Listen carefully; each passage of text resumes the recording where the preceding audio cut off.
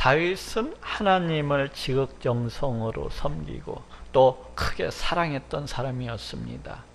하나님께서는 이러한 다윗을 크게 기뻐하셨고 또 항상 다윗의 일생 가운데 함께 해주셨기 때문에 다윗은 가는 곳마다 큰 승리를 거둘 수가 있었고 또 그 나라는 점점 더 강성해져 갔던 것을 보게 됩니다.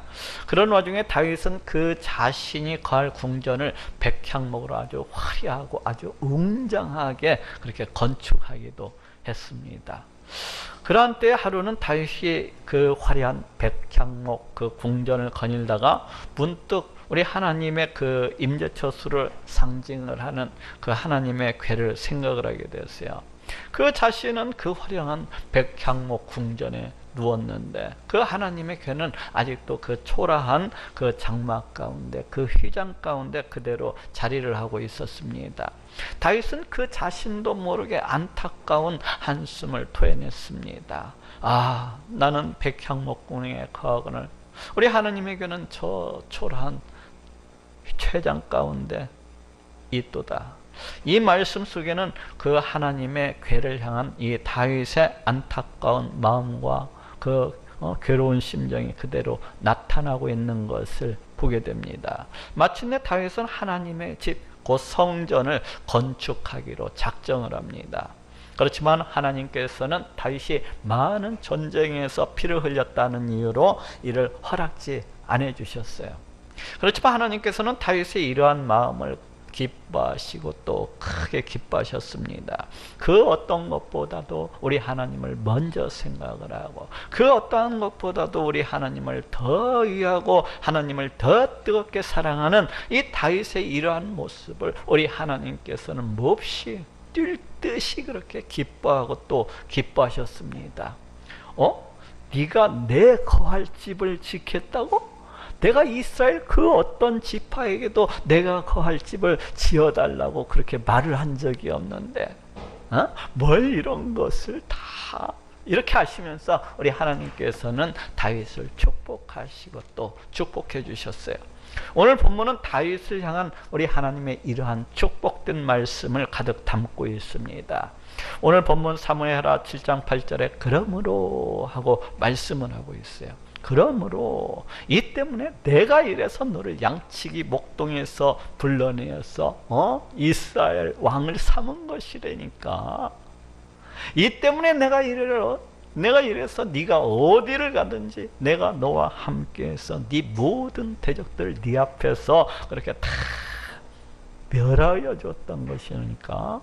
이러면서 이 때문에 앞으로도 내가 너를 이 세상에서 존귀한 자의 이름같이 네 이름을 존귀하게 만들어주리라 하고 말씀을 하고 있습니다. 오늘 본문은 이 때문에 내가 너에게 이러이러한 복을 주고 또 복을 부어주리라 하는 우리 하나님의 그 축복된 약속의 말씀을 담고 있습니다. 이것을 가리켜서 흔히들 다윗 언약이라고 그렇게 부릅니다. 그런데 이 축복의 언약 속에는 놀랍게도 장차 이 땅 가운데 오시는 메시아, 우리 하나님께서 보내시는 그 메시아에 대해서, 그 메시아가 이 땅에 오셔서 행하실 일에 대해서, 그 메시아의 나라에 대해서, 그 통치에 대해서 말씀을 하고 있는 것을 보게 됩니다. 오늘은 이에 대해서 알아보고 또 은혜를 나누고자 합니다. 먼저 메시아는 다윗의 자손으로서 오실 것을 말씀을 하고 있어요. 오늘 본문 사무엘하 7장 12절에서 13절에 네 수완이 차서 네 조상들과 함께 잘 때에 내가 네 몸에서 날 자식을 네 뒤에 세워 그 나라를 견고케 하리라. 저는 내 이름을 위하여 집을 건축할 것이요 하고 말씀을 하고 있습니다. 내가 네 몸에서 날 자식을 네 뒤에 세워. 여기에서 네 몸에 날 자식은 1차적으로는 솔로몬을 가리킵니다. 다윗의 아들 솔로몬을 가리켜요. 그것은 이 자식이라는 말이 여기에서 단수로서 그렇게 쓰여지고 있는 것을 볼 수가 있고, 또 이 자손에 의해서 성전이 건축되어질 것을 말씀하고 있기 때문입니다. 그렇지만 이 자식이라고 하는 말을 이제 또 집합적으로 보아서 다윗이 죽은 뒤에 그 다윗의 뒤를 이어서 왕위에 오르게 될 다윗 왕조의 모든 왕들을 가리키고 있다고 그렇게 볼 수도 있습니다. 왜냐하면 그 후손들이 다윗 왕조를 그대로 이어가면서 그 나라를 견고케 할 것을 그렇게 말씀하고 있다고도 볼 수가 있기 때문에 그래요. 그렇지만 이 다윗 왕국은 BC 586년 이제 바벨론에 의해서 패망해버리고 다시는 이 땅에 다시는 세워지지 못했다는 점에서 이 자식이라고 하는 말은 궁극적으로는 이 땅 가운데 오시는 메시아 곧 우리 예수 그리스도를 가리키고 있는 말이라고 할 수가 있습니다. 왜냐하면 이 자식에 의해서 세워지게 될 나라는 영원한 나라이고 그 통치 또한 영원할 것이라고 그렇게 말씀을 하고 있기 때문입니다. 성경은 오늘 본문 이외에도 곳곳에서 장차 이 땅 가운데 오시는 메시아, 이 다윗의 자손으로 이 메시아가 다윗의 자손으로 그렇게 오실 것을 말씀을 하고 있어요. 에레미야서 23장 5절에도 나 여호와가 말하노라 보가 때가 이르니 내가 다윗에게 한 의로운 가지를 일으킬 것이라 그가 왕이 되어 하고 말씀을 하고 있어요. 내가 다윗에게 한 의로운 가지를 일으킬 것이라. 장차 이 땅 가운데 오시는 메시아가 다윗의 그 자손으로 오실 것을 그렇게 말씀을 하고 있습니다. 또 이사야서 11장 1절에도 이 새 줄기에서 한 싹이 나며 그 뿌리에서 한 가지가 나서 결실할 것이요 하고 말씀을 하고 있어요. 이 새 줄기에서 한 싹이 나며, 여기에서 이 새는 다윗의 아버지를 가리킵니다. 그런데 장차 이 땅 가운데 오시는 메시아가 그 무너지고 퇴락한 그 보잘것없는 다윗 왕가, 다윗 가문의 그 자손으로서 이렇게 오실 것을 말씀을 하고 있습니다. 이처럼 성경은 곳곳에서 장차 이 땅 가운데 오시는 그 메시아가 다윗 자손으로 오실 것을 말씀을 하고 있어요. 예수님이 이렇게 예언된 말씀을 쫓아서 다윗의 자손으로서 이 땅에 오신 메시아이십니다. 마태는 마태복음 1장 1절에서 아브라함과 다윗의 자손 예수 그리스도의 세계라 하고 그 족보를 통해서 우리 예수님이 다윗의 자손으로서 오셨다는 것을 강조를 하고 또 강조를 하고 있습니다. 또 이외에도 마태복음, 마가복음, 누가복음, 요한복음 거의 대부분의 신약 성경에서도 우리 예수님이 다윗의 자손으로 오셨다는 것에 대해서 다윗의 자손으로 오신 그 메시아라는 것에 대해서 강조하고 또 강조하고 있는 것을 보게 됩니다. 또 예수님 그 자신도 자기 자신이 그 다윗의 자손으로서 오신 메시아라는 것을 강조를 하고 또 강조를 하고 있습니다. 요한계시록 22장 16절에도 나 예수는 교회들을 위하여 내 사자를 보내어 이것들을 너희에게 증거하게 하였노라. 나는 다윗의 뿌리요 자손이니 하고 말씀을 하고 있습니다. 나는 다윗의 뿌리요 자손이니. 그렇지만 이때 당시에 거의 대부분의 사람들은 우리 예수님이 다윗의 자손으로서 이 땅 가운데 오신 메시아이시라는 것을 알아차리지를 못했습니다. 왜 그랬을까요? 그것은 그들의 이 메시아에 대한 편협한 사고, 좁은 사고, 그리고 성경 말씀에 대한 무지 때문이었습니다. 물론 이때 당시 거의 대부분의 유대인들은 이제 그들도 성경을 보았기 때문에 그 성경을 통해서 메시아가 장차 다윗의 자손으로서 이렇게 오시리라는 것은 다 알고 있었습니다. 그렇지만 이 유대인들이 기다리고 또 고대했던 이 메시아는 그 자신들을 로마 정부의 그 압제로부터 구원해 주어서 자신들을 자유케 해줄, 그리고 또 더 나아가서는 유대 나라를 전 세계 나라 위에 우뚝 세우게 할 그 강력한 유대 왕국을 건설하게 될 영웅적이고 군사적이고 정치적인 그런 메시아였어요. 그래서 이들은 죄로부터 자신들을 갖다가 구원해 주시기 위해서 이 땅 가운데 오시는 메시아, 이 메시아에 대해서는 전혀 알지를 못했습니다. 더욱이 그 메시아가 이제 신성을 지니신 그런 성자 하나님이라는 것에 대해서는 전혀 알지도 못하고 전혀 깨닫지도 못하고 전혀 생각지도 못하고 있었어요.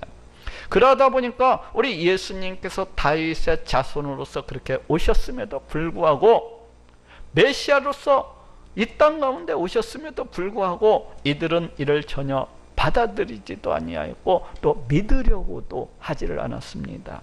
예수님은 이러한 자들에게 마태복음 22장에서 다음과 같이 묻고 있습니다. 너희는 그리스도에 대하여 어떻게 생각하느냐? 이 무릎은 그리스도가 그냥 일반적인 사람으로 그렇게 올 것이라고 생각을 하느냐? 아니면은 신성을 지니신 하나님과 그 동등되신 분으로서 이 땅에 올 것으로 그렇게 생각을 하느냐 하는 그러한 물음입니다. 이에 대해서 유대인들은 아무런 대답도 하지 못하고 있는 것을 보게 돼요. 그러자 예수님께서 다시 묻습니다. 그렇다면 그리스도가 누구의 자손이라고 생각을 하느냐?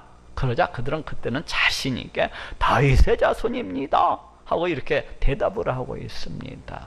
이에 예수님께서는 다시 그들에게 묻습니다. 마태복음 22장 43절에서 45절에 그러면 다윗이 성령에 감동하여 어찌 그리스도를 주라 칭하여 말하되 주께서 내 주께 이르시되 내가 네 원수를 네 발 아래에 둘 때까지 내 우편에 앉았으라 하셨도다 하였느냐? 다윗이 그리스도를 주라 칭하였은즉 어찌 그의 자손이 되겠느냐 하고 묻고 계십니다. 주께서 내 주에게 이르시되 주께서 내 주에게 이르시되 내가 네 원수를 네 발 아래 둘 때까지 내 우편에 앉았으라 하셨도다. 이 말씀은 다윗이 쓴 시편 110편에서 인용된 말씀입니다. 다윗은 시편 110편에서 이제 성령의 감동을 해가지고 사탄의 권세를 깨뜨리기 위해서 이 땅 가운데 오시는 메시아 곧 그리스도를 칭하여서 내 주라고 그렇게 말씀하고 있는 것을 보게 됩니다. 주께서 내 주에게 이르시되 주께서 내 주께 이르시되 하고 이 땅 가운데 오시는 그 그리스도를 통하여서 다윗이 내 주라고 이렇게 칭하고 있는 것을 보게 되는 겁니다. 다윗은 이스라엘의 왕입니다. 다윗 위에는 아무도 없어요. 이러한 다윗이 이렇게 이스라엘의 왕식이나 되는 다윗이 내 주라고 그렇게 칭하실 수 있으신 분은 이 땅 가운데 오직 한 분, 우리 하나님밖에는 없습니다. 오직 한 분, 우리 하나님밖에는 없어요. 그런데 이러한 다윗이 성령의 감동에서 그 자신의 그 후손으로서 오시는 바로 그 그리스도를 칭하여서 내 주라고 그렇게 칭하고 있는 것을 보게 됩니다. 그렇다면 이 다윗의 이러한 말로 봤을 때 다윗의 자손으로서 오시는 메시아 이 그리스도는 신성을 지니신 우리 하나님과 동등되신 그러한 분이시라는 것을 우리가 알 수가 있습니다. 다윗이 그리스도를 주라 칭하였은즉 어찌 그의 자손이 되겠느냐? 예수님의 이러하신 질문은 당연히 마땅히 다윗의 자손으로서 오시는 그 그리스도는 신성을 지니신 우리 하나님과 동등되신 그런 분일 수밖에 없다는 강변입니다. 즉 이 말씀은 예수님 자신이 다윗의 자손으로서 오신 메시아요 성자 하나님이시라는 강력한 주장인 것입니다. 이처럼 예수님은 우리를 죄로부터 구원하시기 위해서 이 땅 가운데 다윗의 자손으로서 오신 메시아 그리고 성자 하나님이 되십니다. 두 번째로 다윗의 자손 그 메시아가 오게 되면은 그 메시아가 성전을 건축하게 될 것을 말씀을 하고 있습니다. 오늘 본문 7장 12절에서 13절에 내가 네 몸에서 날 자식을 네 뒤에 세워 저는 내 이름을 위하여 집을 건축할 것이요 하고 말씀을 하고 있습니다.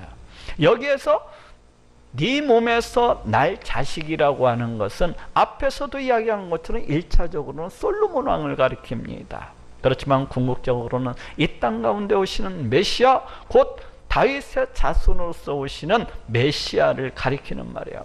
그래서 저는 내 이름을 위하여 집을 건축할 것이라고 하는 것은 1차적으로는 장차 이 솔로몬 왕이 모리산 위에다가 하나님의 성전을 건축하게 될 것을 말씀하고 있는 것이라고 그렇게 볼 수도 있지만은 궁극적으로 이 땅 가운데 오시는 메시아 곧 다윗의 자손으로서 오시는 메시아가 오시게 되면, 그 메시아가 오게 되면 그 메시아가 우리 하나님의 성전을 건축하게 될 것을 말씀을 하고 있는 것입니다. 또 성경은 이외에도 여러 곳에서 장차 메시아가 오시게 되면 그 메시아가 우리 하나님의 성전을 건축하게 되리라고 그렇게 말씀을 하고 있는 것을 볼 수가 있습니다. 에스겔서 37장 25절 26절에도 내가 내 종 야곱에게 준 땅 곧 그 열조가 거하던 땅에 그들이 거하되 그들과 그 자자손손이 영원히 거기 거할 것이요 내 종 다윗이 영원히 그 왕이 되리라. 내가 그들과 화평의 언약을 세워서 영원한 언약이 되게 하고 또 그들을 견고하고 번성케 하며 내 성소를 그 가운데 세워서 영원히 이르게 하리니 하고 말씀을 하고 있습니다. 내 종 다윗이 영원히 그 왕이 되리라.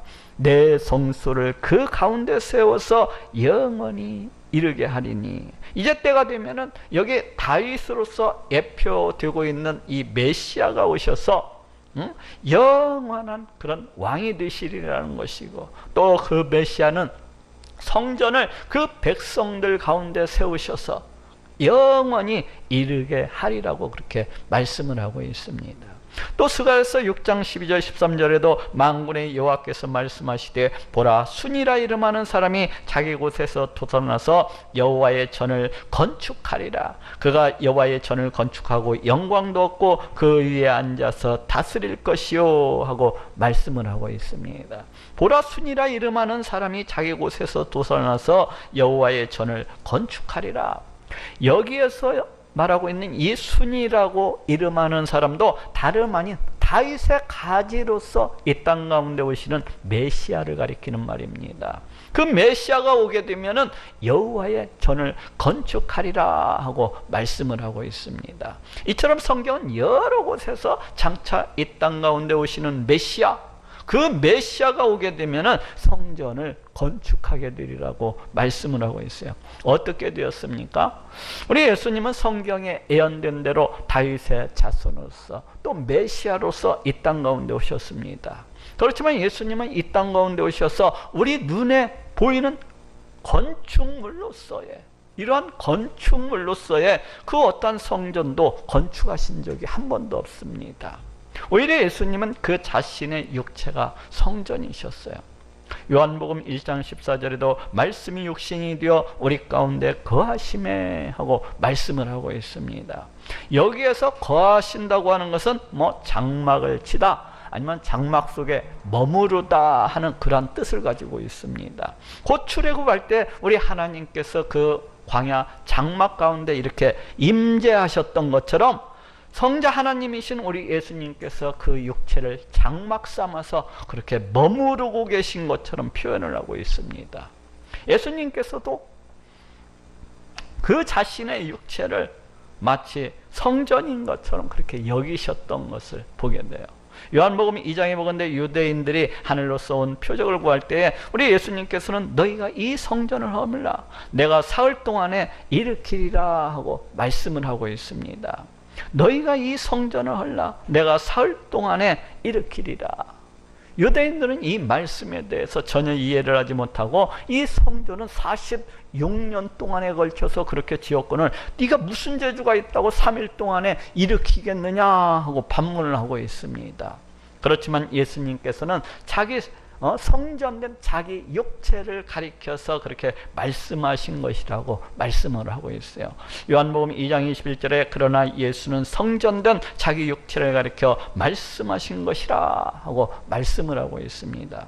곧 예수님은 너희가 나를 죽인다면은 내가 장사한 지 3일 만에 다시 살아나는 것 내가 다시 장사한 지 3일 만에 내가 그렇게 다시 살아날 것인데 바로 그것이 내가 하늘로서 내려온 표적이다 하고 그렇게 말씀하고 계신 것입니다. 이처럼 예수님은 그 자신의 육체가 성전이셨어요. 그렇다면 메시아가 이 땅 가운데 오시게 되면 성전을 건축하게 되리라는 이 성경의 예언된 말씀은 어찌 된 것입니까? 그 성전은 이미 우리 예수님을 통해서 세워졌습니다. 그리고 지금 이 순간에도 그 성전 계속해서 세워져 가고 있는 것을 보게 됩니다. 이것이 무엇은 말입니까? 예수님께서는 그 자신이 이제 하늘로 올라가시게 되면은 우리 믿는 자들에게 성령을 보내어 주실 것을 그렇게 약속을 하셨어요.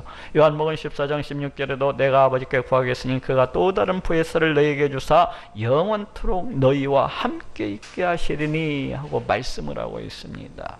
우리는 지금 우리 예수님께서 우리에게 약속해 주셨던 대로 성령 하나님께서 우리의 심령 가운데 함께하고 계신 것을 보게 됩니다.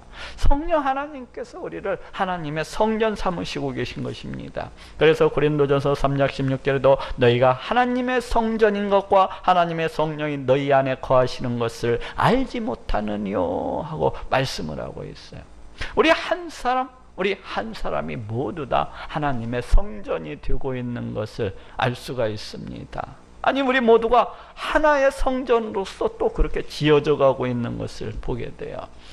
두 사람이 모여서 하나의 성전이 되고 또 5사람이 모여서 하나의 성전을 이루고, 아니 여기 있는 모든 분들이 모여서 하나의 성전으로서 그렇게 지어져 가고 있는 것입니다. 베드로전서 2장 5절에도 너희도 산돌같이 신령한 집으로 세워지고 하고 그렇게 말씀을 하고 있고, 또 에베소서 2장 21절 22절에도 그의 안에서 건물마다 서로 연결하여 주 안에서 성전이 되어가고 너희도 성령 안에서 하나님의 거하실 처소가 되기 위하여 예수 안에서 함께 지어져 가느니라 하고 말씀을 하고 있습니다. 건물마다 서로 연결하여 주 안에서 성전이 되어가고, 이처럼 예수님께서는 구약 성경에 예언된 대로 성령을 보내주셔서 우리를 갖다가 하나님의 성전 삼으시고 또 지금도 그 성전을 건축해 나가시고 계신 것을 얼마든지 볼 수가 있습니다. 마지막으로 다윗의 자손 그 메시아가 오게 되면은 영원한 다윗 왕국을 세우시고 또 그 보좌를, 그 통치를 영원히 견고케 하실 것을 말씀을 하고 있습니다. 오늘 본문 사무엘하 7장 12절에서 13절에 내가 네 몸에서 날 자식을 네 뒤에 세워 그 나라를 견고케 하리라, 그 나라 위를 영원히 견고케 하리라 하고 말씀을 하고 있습니다. 또 바로 및 사무엘하 7장 16절에서도 네 집과 네 나라가 네 앞에서 영원히 보존되고 네 위가 영원히 견고하리라 하고 말씀을 하고 있어요. 네 집과 네 나라가 네 앞에서 영원히 보존되고 네 위가, 네 통치가 영원히 견고하리라. 여기에서 네 집과 네 나라라고 하는 것은 모두 다 다윗 왕국을 가리키는 말입니다. 그리고 여기에서 말하는 이 다윗 왕국이라고 하는 것은 1차적으로는 다윗의 아들 그 솔로몬 이후로 다윗의 자손들이 대대로 대를 이어서 통치를 하던 이 세상 역사 속에 존재를 했었던 그 남유다 왕국을 말합니다. 그렇지만 이 유대 왕국은 앞에서도 이야기를 했듯이 BC 586년 바벨론에 의해서 다 멸망해버리고 그 이후로는 이 세상 가운데 다시 세워지지 못했습니다. 그렇다면은 여기에서 말하고 있는 이 다윗 왕국이라고 하는 것은 장차 이 땅 가운데 오실 메시아, 그 곧 다윗 자손으로서 오시는 그 메시아가 이제 세우시고 또 다스리시게 될 그 메시아 왕국, 곧 하나님 나라를 가리키고 있는 말이라고 할 수가 있습니다. 곧 하나님께서는 다윗 자손을 통해서 다윗 왕국, 곧 하나님 나라를 갖다가 세우시고 그 보좌를 영원히 경고케 하실 것을 말씀을 하고 있습니다. 또 이외에도 성경 곳곳에서 이제 장차 메시아가 오시게 되면은 영원한 나라를 세우시고 영원히 다스리시게 될 것을 말씀을 하고 있어요. 예레미야서 23장 5절에도 나 여호와가 말하노라 보라 때가 이르니 내가 다윗에게 한 의로운 가지를 일으킬 것이라 그가 왕이 되어 하고 말씀을 하고 있어요. 내가 다윗에게 한 의로운 가지를 일으킬 것이라 그가 왕이 되어, 다윗의 자손으로서 오시는 메시아가 왕이 되어서 이제 영원히 다스리실 것을 말씀을 하고 있어요. 또 에스겔서 37장 24절 27절에도 내 종 다윗이 그들의 왕이 되리니 그들과 그 자자손손이 영원히 거기 갈 것이요 내 종 다윗이 영원히 그 왕이 되리라. 나는 그들의 하나님이 되고 그들은 내 백성이 되리라 하고 말씀을 하고 있습니다. 내 종 다윗이 영원히 그 왕이 되리라. 여기에서 다윗이라고 하는 이 다윗은 바로 다윗 자손으로서 오시는 메시아를 일컫는 말입니다. 곧 그 다윗 자손인 메시아가 오시게 되면은 이스라엘의 왕이 되어서 영원히 다스리실 것을 말씀을 하고 있어요. 이처럼 성경은 곳곳에서 이제 다윗 자손으로서 오시는 메시아가 그 영원한 메시아 왕국, 그 하나님 나라를 갖다가 세우시고 영원히 다스리실 것을 말씀을 하고 있습니다. 어찌 되었습니까? 이 예언의 약속이 어떻게 되었습니까? 예수님은 다윗의 자손으로서 또 메시아로서 이 땅 가운데 오셨습니다. 예수님은 그 사역 초기에 회개하라 천국이 가까웠느니라 하시면서 이 하나님 나라가 가까웠다고 그렇게 선포하고 계십니다.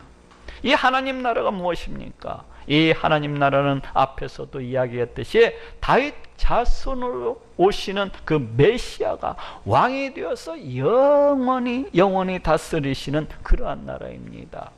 에스겔서 37장 24절 28절에 내 종 다윗이 그들이 왕이 되리니 그들과 그 자자손손이 영원히 거기 갈 것이요 내 종 다윗이 영원히 그 왕이 되리라. 나는 그들의 하나님이 되고 그들은 내 백성이 되리라 하고 말씀을 하고 있습니다.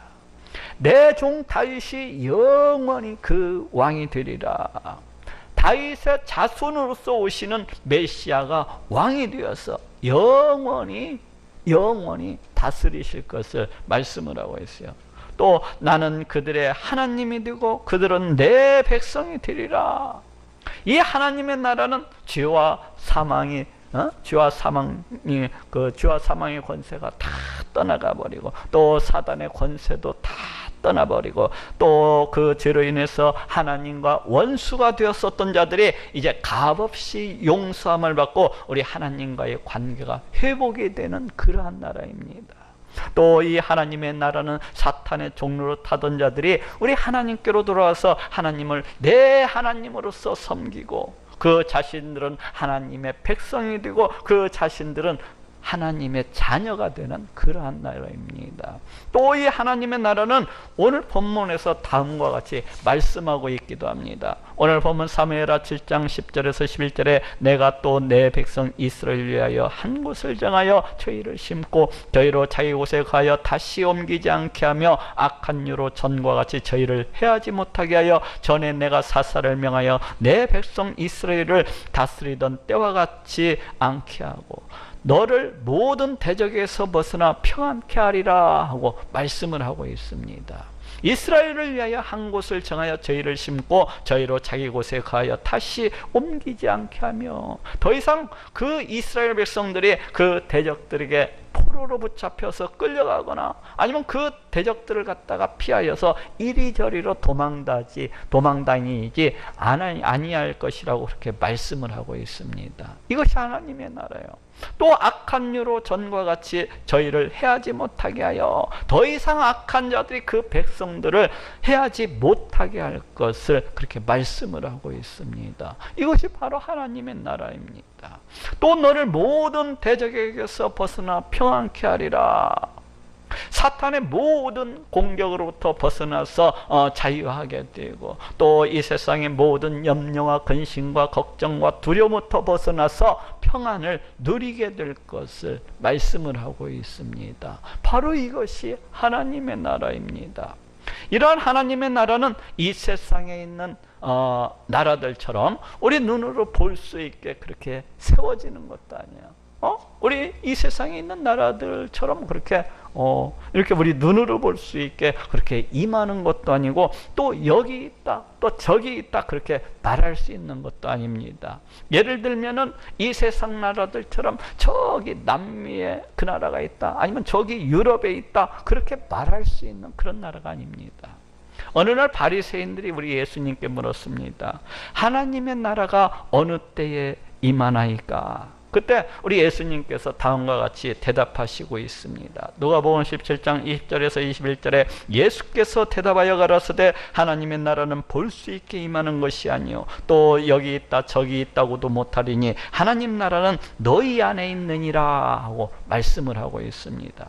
하나님의 나라는 볼 수 있게 임하는 것이 아니요 또 여기 있다 저기 있다고도 못하리니, 우리 하나님의 나라는 이 세상에 있는 나라들처럼 우리의 눈으로 볼 수 있게 그렇게 임하는 것이 아니라는 것입니다. 또 하나님의 나라는 여기 있다 저기 있다 그렇게 말할 수 있는 것도 아니라는 것입니다. 하나님의 나라는 너희 안에 있느니라. 이 하나님의 나라는 이미 너희 안에 영적으로 임하는 그러한 나라라는 것입니다. 이런 하나님의 나라는 우리 예수님의 사역으로 인해서, 이런 하나님의 나라는 우리 예수님의 사역으로 인해서 임하기 시작했습니다. 예수님의 사역으로 인해서 죄악의 권세가 떠나가고 사망의 권세도 떠나가고 사탄의 권세는 깨어 부수어지기 시작을 했어요. 우리 예수님의 사역으로 인해서 사단은 비틀거리기 시작했고 사단은 주랭랑을 치고 도망치기 시작했습니다. 우리 예수님의 사역으로 인해서 수많은 사람들이 그 깨어졌던 우리 하나님과의 관계를 다시금 회복하고 우리 하나님께로 돌아오게 되었고 마침내는 하나님의 백성이 되어서 마침내는 하나님의 자녀가 되어서 우리 하나님을 찬양하고 우리 하나님을 높이기 시작했습니다. 하나님의 나라가 임하고 있는 것입니다. 마태복음 12장 28절에도 내가 하나님의 성령을 힘입어 귀신을 쫓아내는 것이면 하나님의 나라가 이미 너희에게 임하였느니라 하고 말씀을 하고 있습니다. 하나님의 나라가 이미 너희에게 임하였느니라. 우리 예수님의 사역으로 인하여서 사탄은 떠나가 버리고 그 사탄의 종로로 타던 자들이 우리 하나님께로 돌아와서 우리 하나님과의 관계를 회복하고 하나님의 다스리심과 하나님의 통치하심을 받는 하나님의 백성, 하나님의 자녀가 되었노라고 그렇게 선포를 하고 계십니다. 이런 하나님의 나라는 지금도 임하고 있는 것을 볼 수가 있고 또 지금도 점점점 자라나고 있는 것을 보게 됩니다. 그렇지만 하나님의 나라는 우리 예수님께서 이 땅 가운데 다시 오시는 그날에 비로소 임하게 될 것입니다. 다시 말해서 완전한 하나님의 나라는 새하늘 새 땅을 통해서 완전히 임하게 되는 것입니다. 예수님께서는 마태복음 13장에서 이러한 하나님의 나라에 대해서 비유를 통해서 다음과 같이 말씀을 하시고 있습니다. 곧 하나님의 나라는 그 어떤 사람이 자기 밭에다가 가져다가 심은 겨자씨 한 알과도 같다는 것입니다. 이 하나님의 나라 자기 밭에다가 그 어떤 사람이 가져다 심은 그 겨자씨 한 알과도 같다는 거예요. 이 겨자씨는 우리 눈에 보기에도 아주 조그마한 그런 씨입니다. 다른 그 어떤 씨들보다도 굉장히 작은 씨가 겨자씨라고 할 수 있어요. 그럼에도 불구하고 자라날 때 보면은 그 어떤 나무들보다도 더 크게 자라나 가지고 공중에 나는 새들이 그 가지에 깃들일 만큼이나 그렇게 크게 자라나는 그런 특성을 가지고 있습니다. 하나님의 나라도 바로 이와 같다는 것입니다. 하나님의 나라도 비록 우리 예수님의 말씀 선포를 통하여서 이 땅 가운데 아주 미미하게 그렇게 시작이 되었지만은 나중에는 엄청나게 자라나고 또 자라나서 이 세상의 모든 사람들이 그 하나님의 깃을 들 수 있도록 이 세상의 모든 사람들이 그 하나님의 나라에 참여할 수 있을 만큼이나 그게 크게 그렇게 확장이 되게 되리라는 것입니다.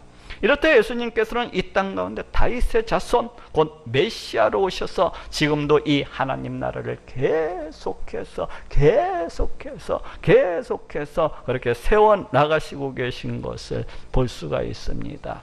뿐만 아니라 예수님께서는 그 하나님 나라의 왕으로서 지금도 그 백성들을 갖다가 다 다스리시고 통치하고 계십니다. 마태복음 28장 18절에도 예수께서 나와 일러 가라사대 하늘과 땅의 모든 권세를 내게 주셨으니 하고 말씀을 하고 있어요. 예수님 그 자신이 하늘과 땅의 이 모든 권세를 다 지니신 왕이시라는 것을 그렇게 선포를 하고 있습니다. 또 히브리서 8장 1절에도 그가 하늘에서 위엄의 보좌 우편에 앉으셨느니라 하고 우리 예수님께서 우리 하나님과 동등되신 그런 분으로서 이제 왕으로서 그렇게 다스리시는 분이라고 말씀을 하고 있습니다. 또 요한계시록 22장 3절에도 다시 저주가 없으며 하나님과 그 어린 양의 보좌가 그 가운데 있으리니, 하나님과 그 어린 양의 보좌가 그 가운데 있으리니 하고 우리 예수님께서 이 하나님 나라의 영원한 왕으로서 영원히 다스리시고 또 통치하실 것을 말씀을 하고 있습니다. 자, 따라 한번 해봅시다. 내 집과 내 위가 영원히 견고하리라. 하나님께서 다윗에게 주신 이 축복의 말씀은 다윗의 자손으로서 이 땅 가운데 오신 우리 예수 그리스도를 통해서 온전히 성취되어진 것을 볼 수가 있습니다. 그리고 지금도 이 축복의 말씀은 지금도 이렇게 성취되어져 가고 있는 것을 보게 됩니다. 우리는 모두 다 이런 다윗의 축복에 다 같이 참여하고 있습니다. 우리는 지금 분명 다윗 왕국 곧 하나님 나라의 백성으로서 또 자녀로서 그렇게 살아가고 있습니다. 그렇지 않습니까? 우리는 모두 다 하나님의 백성으로서 하나님의 자녀로서 왕 되신 우리 예수님을 찬양하고 높이면서 그렇게 살아가고 있는 것을 보게 됩니다. 하나님께서 우리를 그 백성으로서 불러주시고 하나님께서 우리를 하나님을 찬양하고 하나님을 높일 수 있는 자로 그렇게 세워주신 것입니다. 이를 크게 기뻐하시고 또 감사하시는 모든 분들이 되시기를 우리 예수님의 이름으로 축원합니다.